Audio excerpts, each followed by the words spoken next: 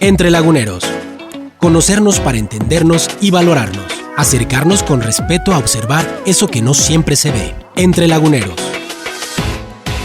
Historias, anécdotas, gustos, posturas. Entre Laguneros. Desde lo más trascendente hasta lo más simple. GREN presenta Entre Laguneros.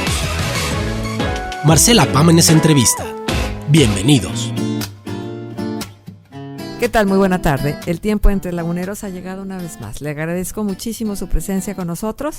Como cada lunes que tenemos oportunidad de encontrarnos en este espacio en punto de las 12 de mediodía, nuevo horario de Entre Laguneros, ya tenemos algunas semanas, pero para quienes estaban acostumbrados a escucharnos por la tarde, bueno, pues ya tarde, 5 de la tarde, nosotros estamos ya aquí en este horario y esperamos que usted esté acompañándonos.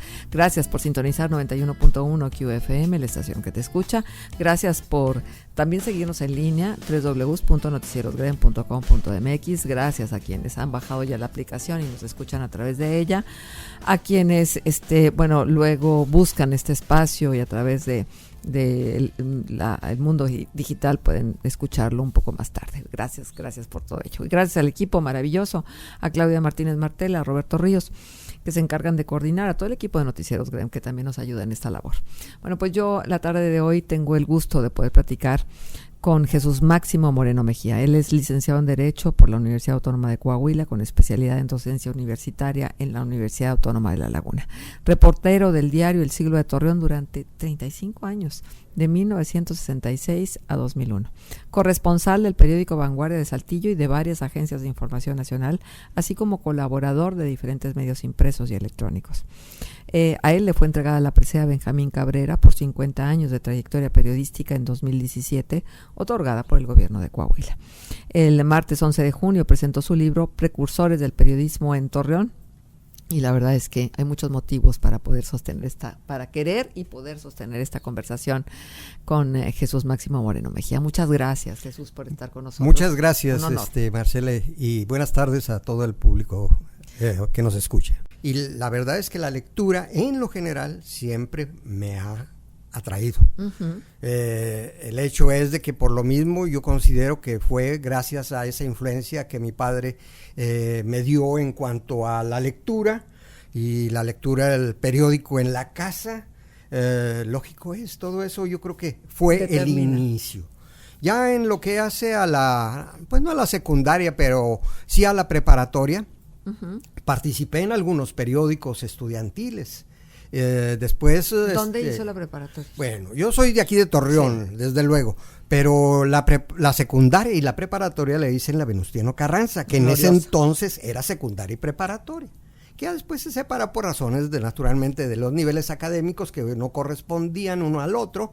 Pues bueno, ahí fue donde yo precisamente incursioné en periodismo estudiantil. Entonces, incluso hasta figuré con un periódico estudiantil que se llamaba El Cid, pero pues también que al fin la vida estudiantil es un soplo, ¿verdad? Pero ya se me fue impregnando más lo que es el periodismo. Al término de la preparatoria, me fui a la Ciudad de México con el ánimo de estudiar. Yo hice el bachillerato de medicina, pero una maestra que era nuestra asesora vocacional me dijo: oye, después de haber examinado tus pruebas que hice, pues tú no, paramédico, se me hace que no, tú o periodista o maestro o licenciado en Derecho. Y en las tres áreas he estado. Así es de que, pues que carambas. En la Ciudad de México estuve en la Escuela de Periodismo Carlos Septién, un año nada más. Bueno, un año, porque al año justamente de que yo estuve ahí, enfermé y los médicos me dijeron, no, tú no puedes estar solo, porque yo vivía solo por allá, parientes tenía, pero pues yo no iba a vivir en este caso de los parientes. Me regreso con tan buena suerte de que a los pocos meses, 4 meses, ya me estaba entrevistando con don Antonio de Juan Bels, y al conocer de esto que estoy platicando, me dijo: oye, pues yo creo que tú encajas aquí. Uh-huh. ¿Qué tal si tú entras como aprendiz de redactor? encantado de la vida. Y ¿qué tal estás para la máquina? Esas viejas máquinas de escribir, Sí. Remington. De las que había que ponerle sí. la cinta. Y sí, exactamente, que a veces se enrollaba. Y a luego veces, había que cambiarla para que tuviera. e incluso a veces se hacían travesuras con ellas, porque ¿Cómo? llegaba algún compañero y le enredaban todas las teclas, sabiendo que iba a renegar, que todo eso. Bueno, pues esos son anécdotas que ahorita aparecen en ese momento. Pero la verdad es que me dice don Antonio lo mismo que le preguntaba a todos: ¿qué tal eres para la máquina? Señor, pues sí sé, pero nada más con 2 dedos. Casi estuve a punto de decirle como usted, porque él escribía con 2 dedos. Pero rápido. Pero muy rápido. Uh-huh. Y le dije, pues no, lamentablemente no. Me dice, no importa, te voy a inscribir en una academia comercial para que estudies ahí mecanografía. Por cuenta de él, estuve estudiando algunos meses, hasta que ya pude dominar, soltar los dedos cuando menos. Sin ver, y luego te tapaban el teclado. Bueno, a mí me tocó todavía no, las Olivetti, claro. esas portátiles, y luego te tapaban, y eran las pruebas. Tenía que ser todavía. ¿Verdad? Para que te aprendieras de memoria el teclado. Entonces, para mí el periodismo, pues ya lo traigo desde... Ajá, como está en la acertadamente sangre. dijiste. Sí, ya lo traigo, pues no de herencia, pero sí impregnado desde la infancia. Y esos primeros años en el siglo de Torreón, muy joven, por supuesto. Pues sí, tenía Sí. 24 años. Muy joven, es la verdad de las cosas que ahora, yo no sé si con el paso del tiempo uno ve muy jóvenes a los que ya no son tan jóvenes, No. pero uno los ve muy jóvenes, pero 24 años no era nada. ¿Cómo fueron esos primeros años? ¿Cómo era el ambiente del periódico en esa época?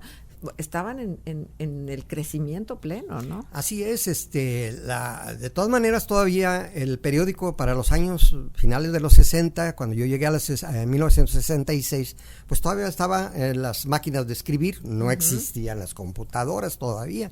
Se estaban apenas iniciando por ahí en otros países, Estados Unidos particularmente, pero además la impresión del periódico era en caliente, como decíamos nosotros, porque para esto pues había crisoles donde se imprimían primero las líneas en los linotipos y después hacer el cilindro, que es el que iba a imprimir directamente al periódico. O sea, se hacía la plana del periódico Sí. con los linotipos. Los linotipos, claro que ya no era el procedimiento allá original, en este caso digamos de Gutenberg o poco después, pero sí ¿cómo se llama? El linotipo iba creando línea por línea, por línea, por línea, hasta hacer una columna.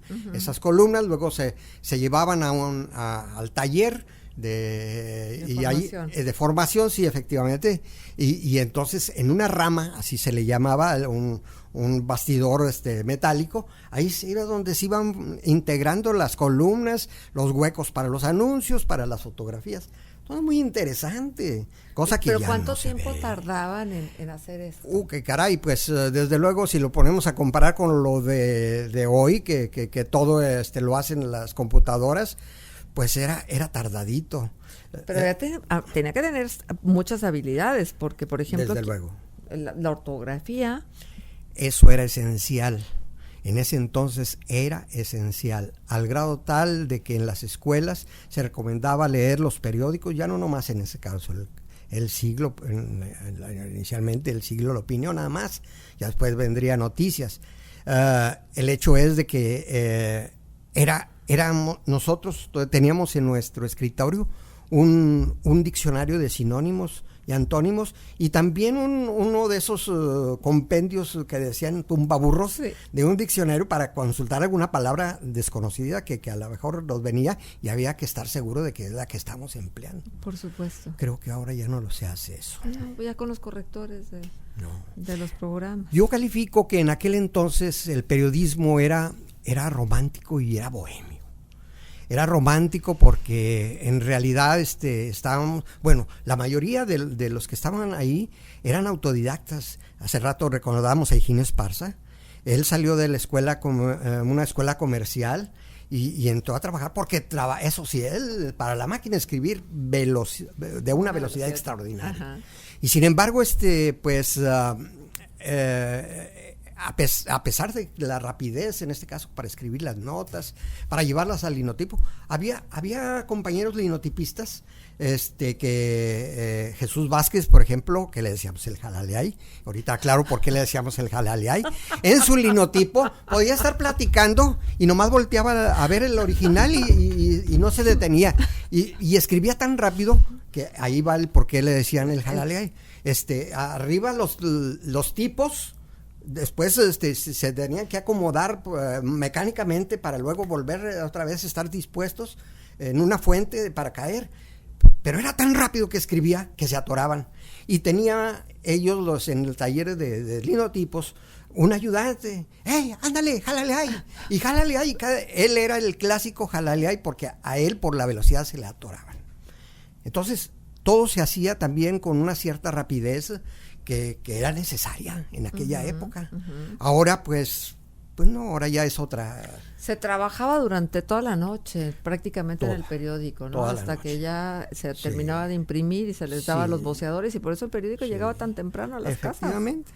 Y pues ahora pues con la rapidez de las máquinas computadoras y de las prensas que son casi, no necesitan casi del hombre, no, pues es en un santiamén todo. Y luego de que la primera incursión es más en lo técnico, más en la formación del periódico, ¿qué siguió de ahí? Bueno, algunos teníamos ambiciones, otros se conformaban con ser autodidactas y muy bien preparados, autodidactas, pero muy bien preparados. Insisto, Higino Esparza era uno de ellos.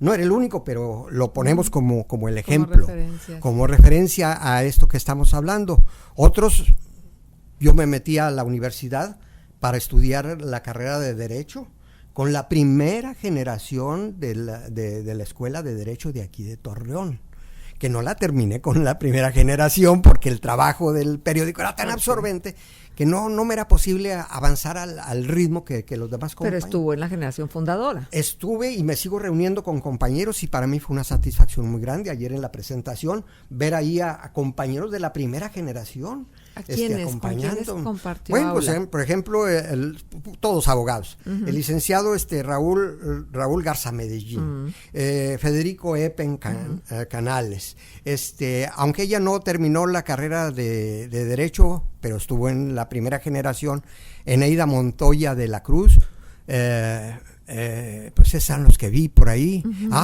Fernando Totziller, pero él no era de la primera generación, era de la segunda o tercera generación. Pero de alguna manera compartían clases y eso, ¿no? No, sí, definitivamente. Y precisamente yo no pude seguir el mismo ritmo de la primera generación, y luego pasé a estar con la segunda generación, y luego pasé a estar con la tercera generación. Más padre porque muchos conocidos, ¿no? Muchos amigos. A mí me encanta tener relaciones de amistad con medio mundo. Y qué mejor que si es una carrera, y qué mejor si es una profesión. Por eso me aventuré a escribir un libro. Ajá, del libro nos vamos a ocupar un poquito más adelante, claro. Porque yo Nada más adelanto que ya por eso. tuve oportunidad de leerlo, y verdaderamente es un libro valiosísimo. Qué bueno que así se considere. Y entonces, después de estar ahí, sí, había que ingresar a la universidad para seguir adquiriendo más conocimientos, pero iba escalando dentro del periódico rumbo a lo que era ya hacerse reportero. Sí, efectivamente, vuelvo a repetir, entré yo como aprendiz de redactor. Al rato estaba yo de reportero de guardia.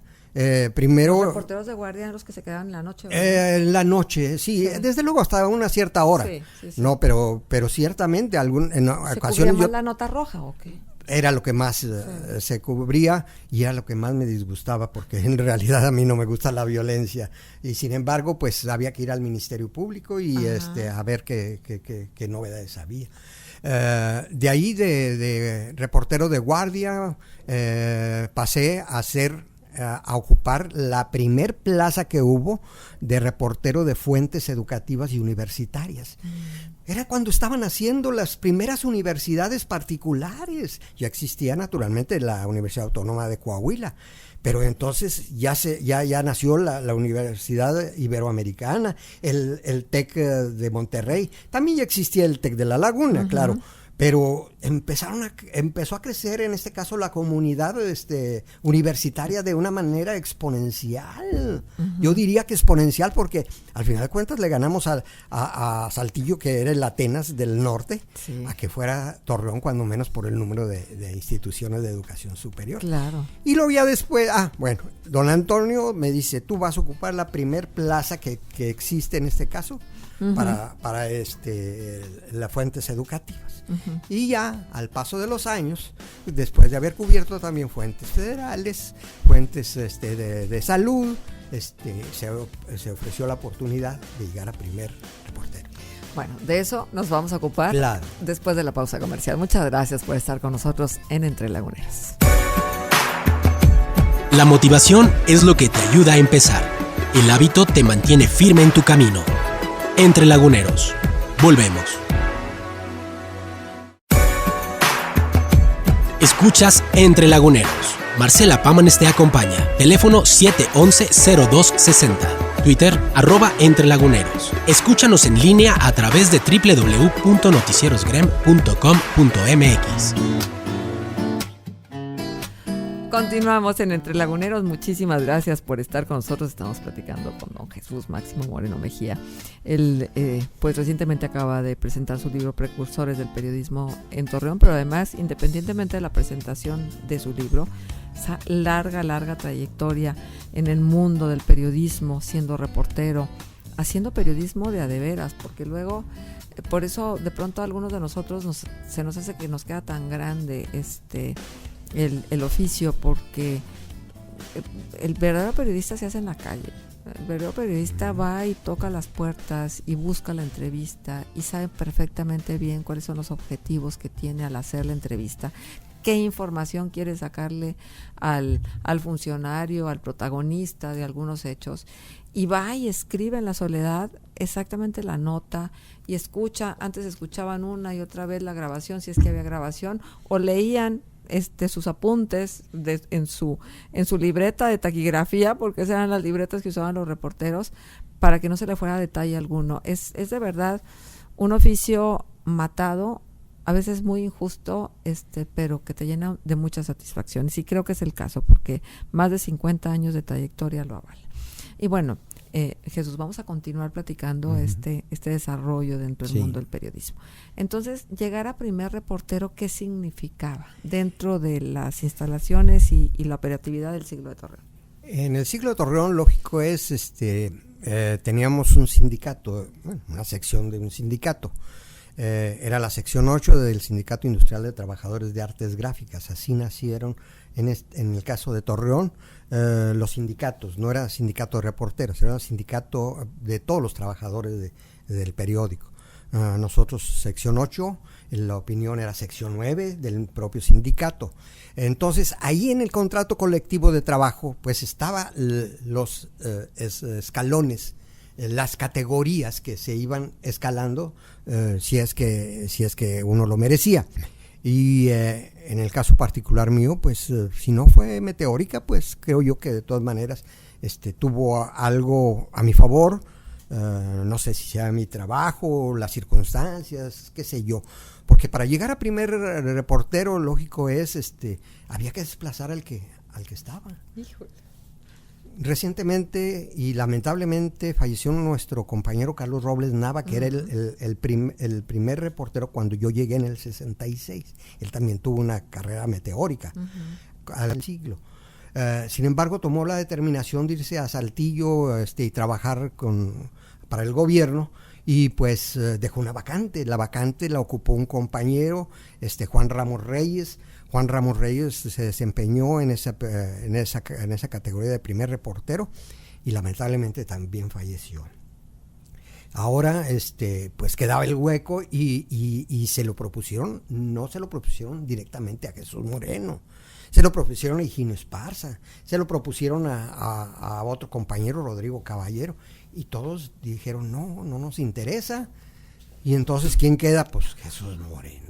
¿Y por qué no les interesaba si era ya dentro de la jerarquía pues una posición? No me atrevo a decir por qué, porque cada quien tiene sus situaciones. Sus respuestas. Sí, pero llama la atención, ¿no? Yo me imagino que también era un cargo de mucha responsabilidad, porque ser primer reportero estaba obligado a traer seguramente las principales notas. Sí.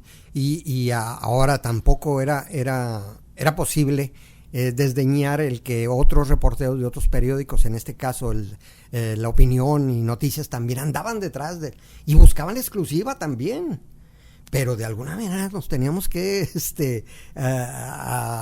ingeniárnosla para las notas generales, pues las podemos trabajar juntos. Claro. Pero las principales, esas las tenemos que buscar nosotros. Sí, porque es muy común, a lo mejor la gente no tiene por qué saberlo, pero entre los reporteros hay mucho compañerismo. Y entonces de pronto a todos les toca cubrir una nota. Y si alguien por alguna circunstancia no llegó, el resto de los reporteros lo arropan un poco para proporcionarle la información que no pudo sacar en ese momento. Sí, definitivamente. Ahí sí había compañerismo. Era otra de las características que estaban dentro del siglo y podríamos decir que derramaban hacia los compañeros de otros periódicos, justamente cuando veíamos que un compañero que tuvo, qué sé yo, un accidente o algún contratiempo, vamos, en lo general, oye, pues no pude ir, sí, ¿cómo no me te van? Claro. Los generales, ¿verdad? Las generales. Las generales. No, Sí. pero las principales no. No. Ahora, captábamos y teníamos que tener una plena identificación también con las autoridades. La noche de la presentación que estuvo presente el licenciado Jorge Cermeño hizo alusión de que conmigo trabajó muy bien en su primera administración y me dio una identificación que pues por cuestiones de que no quiero ser muy presumido, pero me ensalzó. Que una identificación, que trabajó muy bien, como no trabajó con otros medios, etcétera.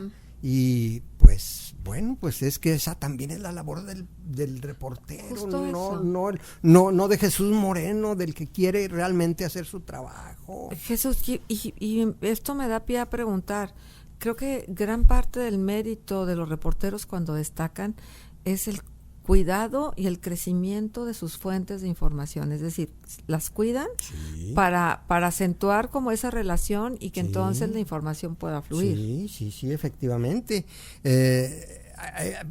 Voy a irme a otro campo, con el que más trabajé fue con el de la educación, con las instituciones de educación superior particularmente. Yo, por ejemplo, vi nacer cómo nacía una institución, ya no digamos la Ibero, que estaban perfectamente bien definidas. El ICITAC. Ay, claro. El ICITAC, claro. ¿Cómo nació? Sí. Bueno, nació desde abajo y luego como que quiso, no como ICITAC, era otra la denominación que hasta ya la olvidé, pero que parecía ser que, y hubo quienes la remodelaron hasta convertirla en una institución muy seria. Muy seria. Y yo guardo muy buena relación con el primer director, con el licenciado Cepeda. Héctor Cepeda, maravilloso. Todavía en la actualidad, cuando se ofrece, no de manera constante, mantenemos una relación a través del internet. Epistolar, claro.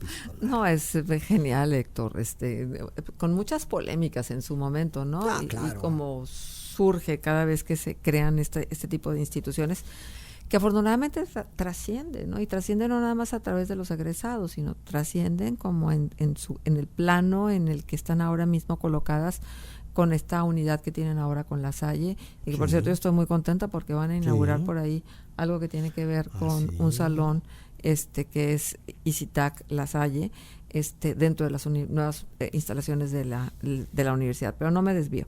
Sí. Ciertamente que el oficio de reportero luego, y más en estos tiempos que corren, es muy señalado.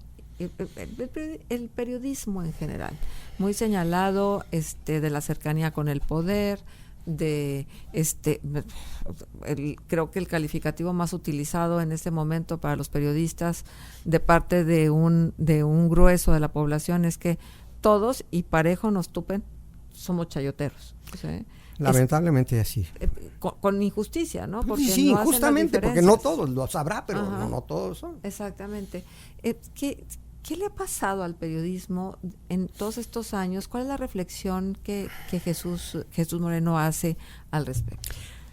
Creo yo que dentro del periodismo, hablándolo, vuelvo a repetir, éramos una familia. En el siglo de Torreón, don Antonio nos identificaba a los reporteros y de paso también a quienes no lo eran fuera de la sala de redacción como la familia siglera, porque en realidad nos dábamos la mano los unos a los otros. Ahora no, ahora priva un individualismo dentro de los medios de comunicación. Y si hace rato hablábamos de que si a un compañero porque no pudo estar en la rueda de prensa, en lo que fuera, pues le pasamos las notas generales. Ahora no, ahora cada quien quiere lo suyo y algunas veces ciertamente lo hacen para proteger sus intereses. Yo no voy a decir quiénes, pues lógico es, sabré de algunos, de otros sospecho, pero lamentablemente ahí está. Uh-huh. Y ahora quien cumple a cabalidad también es señalado porque al hablar con la verdad toca intereses muy fuertes. Uh-huh. Grupos de poder, sean del gobierno o fuera del gobierno también, claro. Entonces es muy diferente la situación de antes a la que priva ahora. Sí, no se puede hablar de que sea mejor o peor, es simplemente distinto. Es diferente. Ajá. Diferente, por ejemplo, antes ya lo decíamos, nuestra libretita, como ahora todavía la defiende Higinio Esparza, que él nunca aceptó traer la grabadora. Ahora se usa la grabadora, ahora usa el celular para transmitir incluso directamente desde el lugar de los hechos. Son otras las circunstancias muy diferentes. Aquella, por eso vuelvo a insistir, era romántica. Ajá. Se habla mucho de que ahora todos de alguna manera dejan ver su alma de reporteros, pues sí. Precisamente por la tecnología, ¿no? Sí. Porque todo el mundo trae un celular, porque todo el mundo puede mandar un mensaje de texto, porque todo el mundo puede publicar en redes sociales, etcétera. Híjole, esta competencia, lo que se ha creado y se ha armado, también ha hecho que la dinámica del periodismo cambie, ¿no? Sí. Porque ahora hay que estar atentos a lo que dice la gente en las redes sociales, que se convierte en una fuente de información más. Sí, ahora lamentablemente tiene su valor, pero se ha hecho mal uso. Y tampoco podemos generalizar, porque realmente ahora se habla mucho de los youtuberos. Sí. Bueno, pues habrá unos bien intencionados, pero habrá otros que también obedecen intereses. No. Y también todo eso, esa tecnología actual, pues ha desbancado a los medios impresos. Sobre todo han tenido que cerrar grandes periódicos como, hasta donde yo estoy enterado, el Washington Post, y otros han estado también tambaleándose, seguramente porque pues desde luego ya no tenían la circulación y tampoco la aceptación de parte de los anunciantes. Los periódicos locales todos han tenido su repercusión en cuanto a... Pero, pues bueno, se cumple. Pero por otra parte, se han visto fortalecidos a través de las redes sociales, ¿no? Claro, o de los portales digitales, que la verdad es que lo han venido manejando con mucho acierto. El caso del siglo, yo creo que es algo notable. Sí. Algo que me ya casi nos acercamos al libro, pero algo que me gustaría mucho que nos platicara es ¿Cómo llegan las primeras mujeres al siglo? ¿Cómo llegan las primeras mujeres a compartir con ustedes, los hombres, que eran los que realmente ocupaban esos puestos, como reporteros principales de los diarios? Bueno, en realidad antes era, pues, no se podía hablar de que hubiera mujeres en redacción. Se habla mucho, por ejemplo, de doña Magdalena Mondragón, pero ella no estuvo en redacción. Ella era una empleada que por su formación y sus virtudes redactaba y se las pasaba a don Antonio siendo una empleada. ¿Y hasta dónde llegó? Sí. Doña Magdalena Mondragón. Sí, entonces ya los directores se empezaron a fijar de que en la mujer sí había mucha valía. Y desde luego no podía ser cualquiera. ¿Quiénes fueron las primeras? Bueno, pues yo recuerdo de una licenciada Katy, ahorita se me va el apellido, que vino de Monterrey y trabajaba para la universidad y le dieron oportunidad, pero no duró más que 2 o 3 semanas, no recuerdo exactamente cuánto, duró poco tiempo, Pero luego se presentó la oportunidad de que llegaron también a solicitar oportunidad Gaby Nava, Irma Bolívar, Linda Milán, y todas egresadas del ICITAC, por cierto. Sí. Y bueno, pues, qué caramba, hicieron carrera. Sí, claro, por supuesto. Pero además tratando de abrirse a veces los espacios a codazos, sí, no ciertamente, ciertamente. Ahora, hubo también, y existen todavía reporteras, Yolanda Ríos, por ejemplo, la misma que hablábamos hace rato, María Elena Holguín, Angélica Bustamante, Angélica María Bustamante, Elena Sánchez, muchos que no o estudiaron otra cosa también, pero finalmente cayeron ahí y siguieron por un tiempo, algunos, otros ya para tomarlo. La emblemática y legendaria Olga Quirarte, ¿no? Olga Quirarte, fuimos compañeros en la secundaria, en la Venustiano Carranza, éramos de la misma generación, y estudió una carrera técnica, y ahora pues es una comunicadora. Una referencia también. Sí. Es que sí, son otros tiempos definitivamente. Ahora, las relaciones con los políticos, ¿cómo las establecía y qué reglas se puso usted mismo y qué reglas ponía el periódico? Bueno, en primer lugar, pues era el cumplimiento del deber del trabajo. Uh-huh. Pero finalmente también había la situación política que para el político le interesaba, ciertamente. Si veían detrás de mí, no veían la cara de Jesús Moreno, sino que atrás estaba el emblema del siglo de Torreón, pues bueno, pues le abrían las puertas de par en par, claro. Y a otros pues tal vez no con tanta facilidad. No con tanta facilidad. Pero aparte, de nuevo volvemos, según nuestro criterio, cada quien sabía cómo, por su trabajo, por el trato, por todo eso, tener esa relación. Exacto.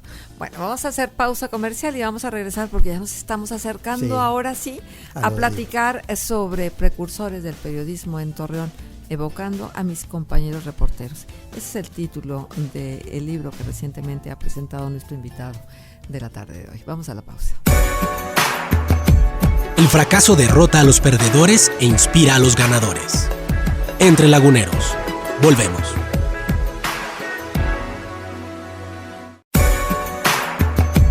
Escuchas Entre Laguneros. Marcela Pámanes te acompaña. Teléfono 711-0260.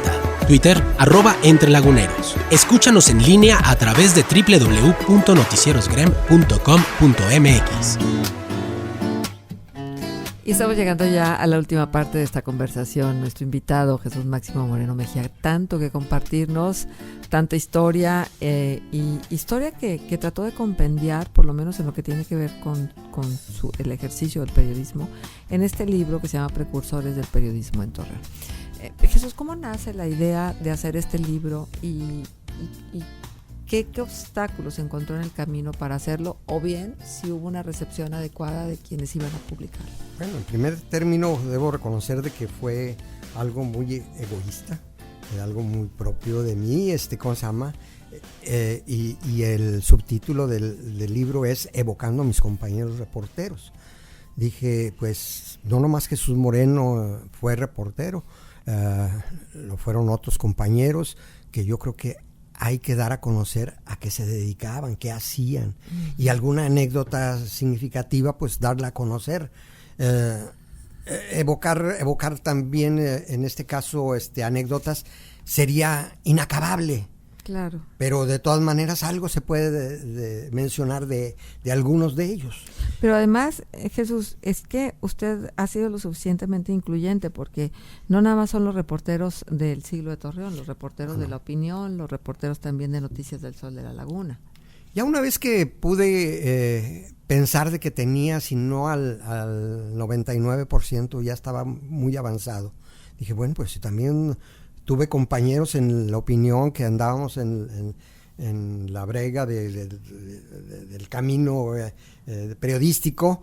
Yo creo que también ameritan ser mencionados, cuando menos su nombre, pero también algunos ya conocía documentalmente de ellos porque ya habían muerto, como Pedro Belmonte. Él, porque además le tendía a la literatura, era poeta.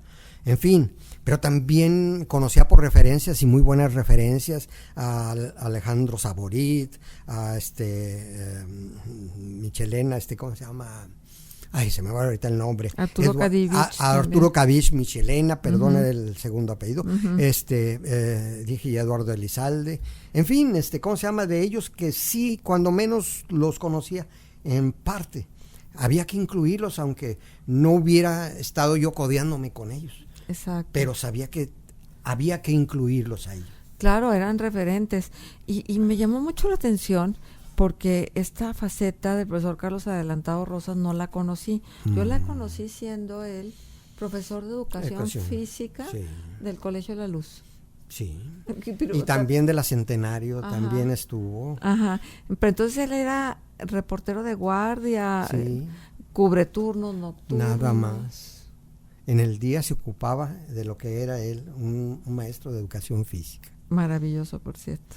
Pero bueno, pues todo tenían sus características. Antes la formación del periódico se hacía dentro del periódico. Al llegar yo con don Antonio, me dijo, sí, tú estuviste en una escuela de periodismo. Bueno, aclaras que pero aún cuando hubiera salido, aquí es donde se gradúan. Aquí es donde se gradúan. Con escuela o sin escuela, aquí es donde se gradúan. ¿Por qué? Porque hay que andar precisamente ejerciendo. ¿Y qué se acuerda de César Marina Miravalle? Porque yo recuerdo que era reportero de deportes, ¿no? Sí, él era en el área deportiva. Él es estudiante de medicina, estudiante de medicina que nomás llegó hasta tercero, pero le llamaba mucho la atención el deporte. Él era un excelente nadador y daba clases.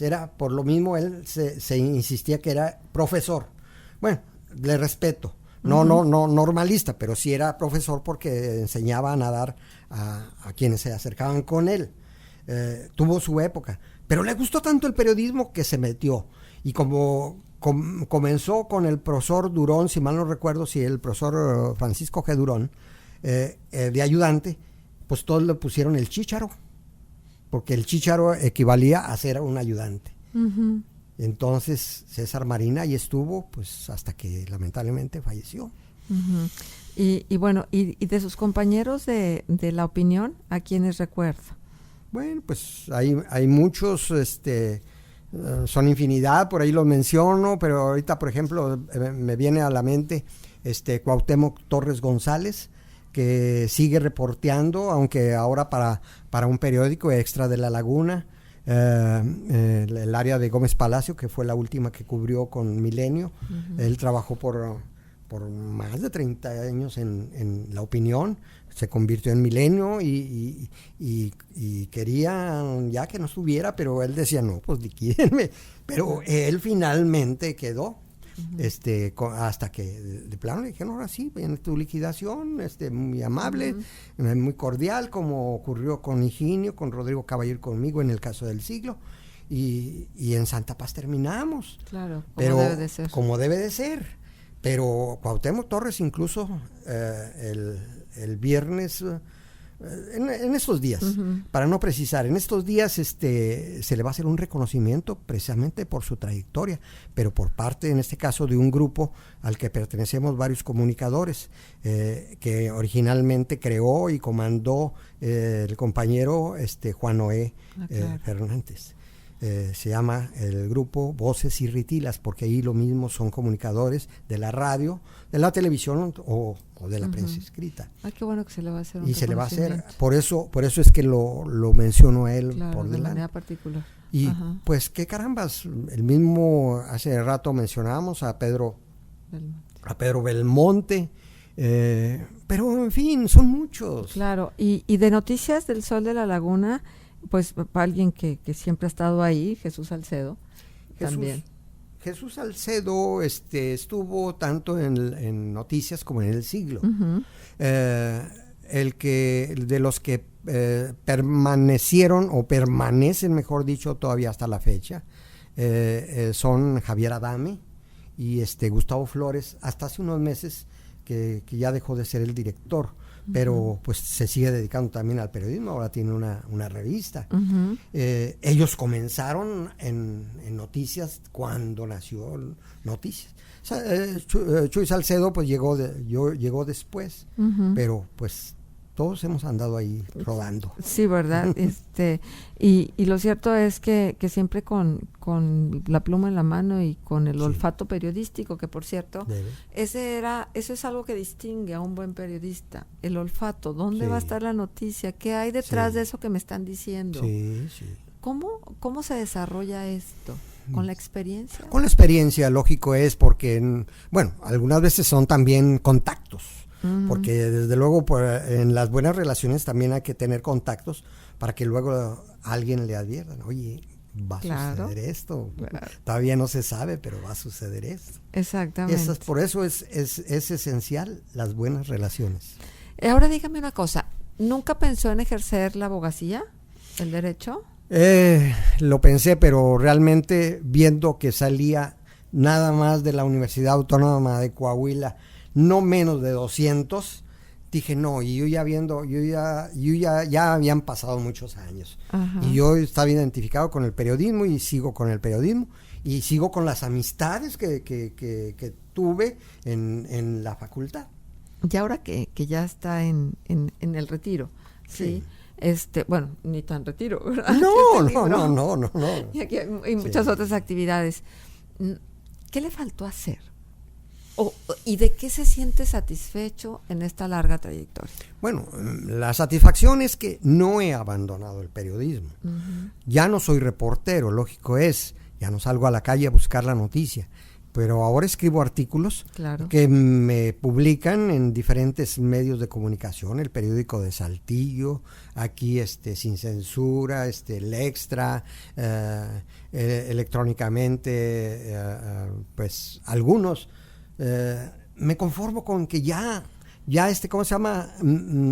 Tenga lectores y no necesariamente, ni siquiera, porque siendo colaborador no recibe uno ninguna remuneración.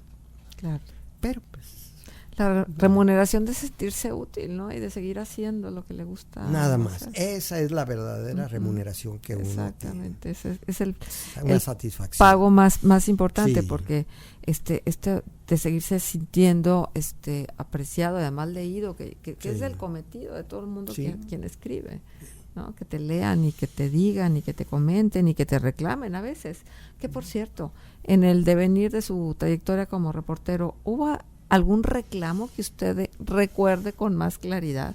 ¿Alguna jalón de orejas que le hayan dado porque se pasó a lo mejor un poco con la nota? ¿O eran cosas tan usuales y tan cotidianas que ni siquiera se reparaban en ellas? Efectivamente, eran todo tan cotidiano que no nunca encontré un reclamo así directo a mi persona.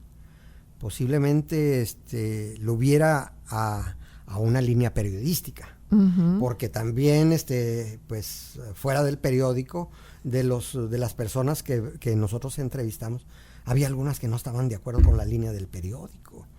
Pero bueno, pues como yo le decía, si tienes algo que reclamar, ahí está en el periódico el director y a él es el que hay que reclamar.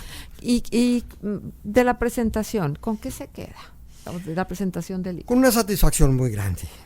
Una satisfacción muy grande porque, pues bueno, estuvieron mis presentadores, Higinio Esparza, que aparte de escribir el prólogo, estuvo ahí para dar lectura al mismo y agregarle algunas anécdotas que son de su... Simpaticísimo. Sí, y luego pues estuvo Enrique Irazoki, directivo de sobre todo mis presentadores, Juan Noé Fernández.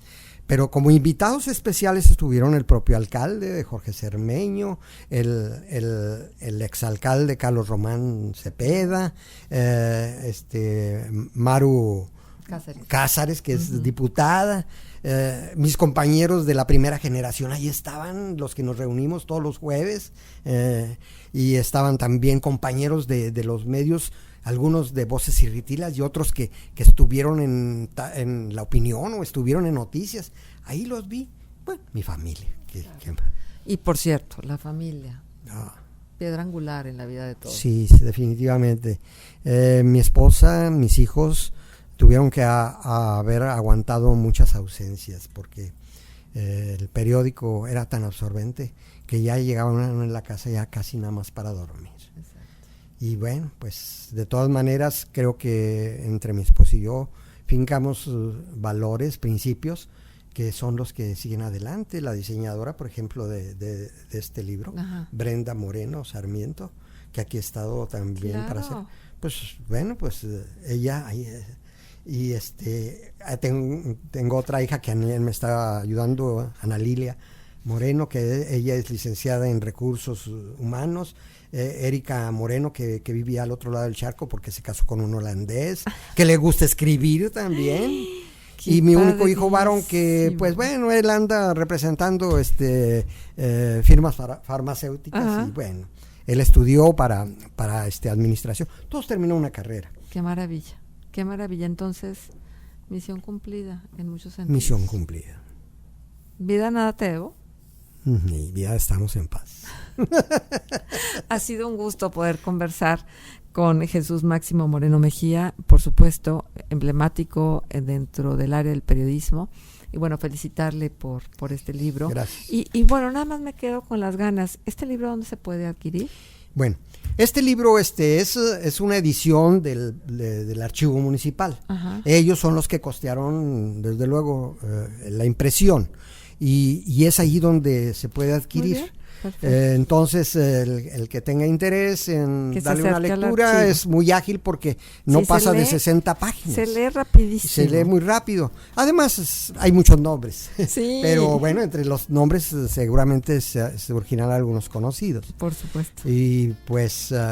Ahí entonces en el archivo, aquí muy cerquita de donde estamos, por La Cuña, entre Morelos y Matamoros. Así es. Pues otra vez muchas gracias. No, de qué, Marcela. Al contrario, muchas gracias poder tener esta conversación. Y así concluimos nuestro Entre Laguneros del día de hoy, agradecidos con ustedes por habernos acompañado, esperando que podamos reunirnos una vez más el próximo lunes en punto de las 12. Hasta entonces. GREM presentó Entre Laguneros. Conocernos para entendernos y valorarnos.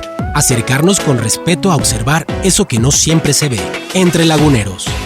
Historias, anécdotas, gustos, posturas. Entre Laguneros.